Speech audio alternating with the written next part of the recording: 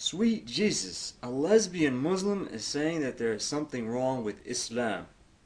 I think this is a sign that the Day of Judgment is near. Irshad Manji appears to be a fornicator and a homosexual because she sleeps with her female partner who she is not married to. But here she is in my hometown, Yemen, telling us how backward we are. Isn't that nice? She often quotes the verse from the Qur'an that says God does not change the condition of a people until they change what is in themselves. The Qur'an also mentions the story of the people of Sodom and Gomorrah, and Allah sent the prophet Lut to those people in order to change their homosexual lifestyle.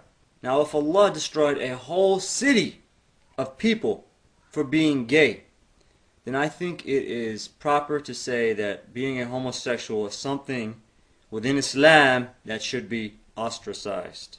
But we'll respond to her point and ignore her sexual preference. Even though accepting advice from a lesbian Muslim is like accepting financial advice from someone who is in debt to 5 credit card companies. And even though every Muslim scholar in the world considers homosexuality a sin, and some consider it worthy of punishment, except this imam. We met in junior high school, and that was us as prepubescent teenagers hanging out and discovering male-to-male sex.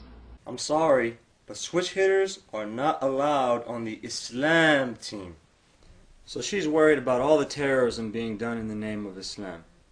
And she interviews a man who is supposedly one of Osama bin Laden's former drivers and one of his best friends.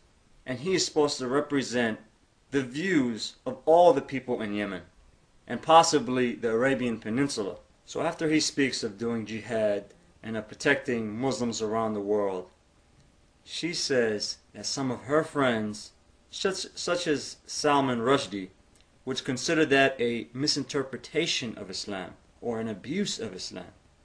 And then, of course, he responds that our people are being kicked out of their homes, our women are being raped, and our children are being killed. Now, instead of saying to him that we understand that Muslims are being harmed and oppressed, but we can never resort to killing innocent people, but instead she concludes the conversation as if there's nothing happening to the Muslims in the world. Manji is hated by so many Muslims in the world, and not only because she is openly gay, but because she is insensitive to the suffering of Muslims in the world.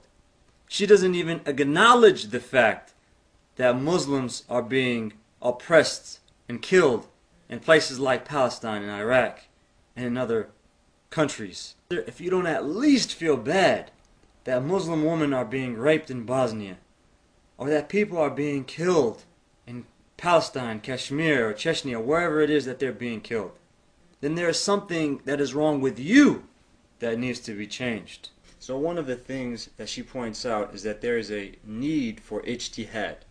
And while it is true that we have Muslims today following their scholars blindly, and there is a lot of conformity going on, but if there is a clear proof from the Qur'an or from the sayings of the Prophet Muhammad, then there is no room for ijtihad. But if there is no clear judgment available, then we can use ijtihad, but only according to well-defined principles that are consistent with Islam, and not just one's opinion or desire. And as for terrorism, it is clearly the opinion of the majority of Muslim scholars that terrorism is to be condemned in Islam. So I advise you and every other gay Muslim out there to find some healthier habits and a healthier lifestyle before you end up in hell with the same terrorists that you are condemning.